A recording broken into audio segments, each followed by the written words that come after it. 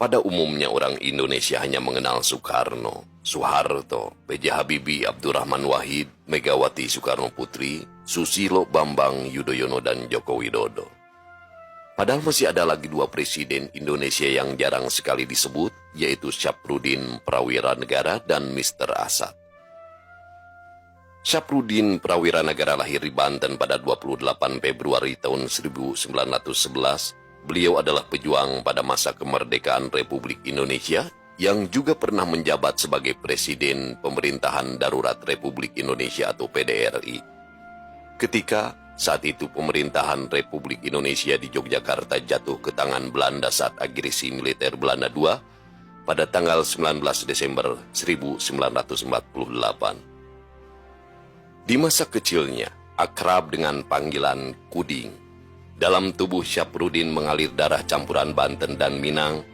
Buyutnya Sultan Alam Intan masih keturunan Raja Pagaruyung di Sumatera Barat yang dibuang ke Banten karena terlibat Perang Paderi.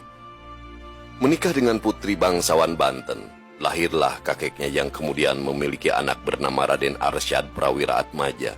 Itulah ayah Kuding yang walaupun bekerja sebagai jaksa, cukup dekat dengan rakyat dan karenanya dibuang Belanda ke Jawa Timur. Kuding yang gemar membaca kisah petualangan sejenis Robinson Crusoe memiliki cita-cita tinggi yaitu ingin menjadi orang besar katanya. Itulah sebabnya ia masuk sekolah tinggi hukum di Batavia. Soekarno-Hatta menguasakan kepada Mr. Syafruddin Prawira Negara Menteri Kemakmuran RI untuk membentuk pemerintahan darurat di Sumatera. Ketika Belanda melakukan agresi militernya yang kedua di Indonesia pada tanggal 19 Desember 1949. Soekarno-Hatta sempat mengirimkan telegram yang berbunyi, "Kami, Presiden Republik Indonesia, memberitakan bahwa pada hari Minggu tanggal 19 Desember 1948 jam 6 pagi, Belanda telah mulai serangannya atas ibu kota Yogyakarta. Jika dalam keadaan pemerintahan tidak dapat menjalankan kewajibannya, kami menguasakan kepada Mr. Syafruddin Prawira Negara, Menteri Kemakmuran RI untuk membentuk pemerintahan darurat di Sumatera."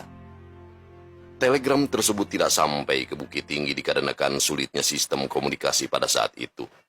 Namun ternyata pada saat bersamaan ketika mendengar berita bahwa tentara Belanda telah menduduki ibu kota Yogyakarta dan menangkap sebagian besar pemimpin pemerintahan Republik Indonesia, tanggal 19 Desember 1948, ia mengusulkan pembentukan suatu pemerintahan darurat. Gubernur Sumatera Mr. T.M. Hasan menyetujui usul itu demi menyelamatkan negara Republik Indonesia yang berada dalam bahaya. Artinya kekosongan kepala pemerintahan yang menjadi syarat internasional untuk diakui sebagai negara. Pemerintahan Darurat Republik Indonesia atau PDRI dijuluki Penyelamat Republik dengan mengambil lokasi di suatu tempat di daerah Sumatera Barat. Pemerintahan Republik Indonesia masih tetap eksis meskipun para pemimpin Indonesia seperti Soekarno-Hatta telah ditangkap Belanda di Yogyakarta. Syafruddin Prawira Negara menjadi ketua PDRI dan kabinetnya yang terdiri dari beberapa orang menteri. Meskipun istilah yang digunakan waktu itu adalah ketua, namun kedudukannya sama dengan presiden. Syafruddin menyerahkan mandatnya kemudian kepada Presiden Soekarno pada tanggal 13 Juli tahun 1949 di Yogyakarta.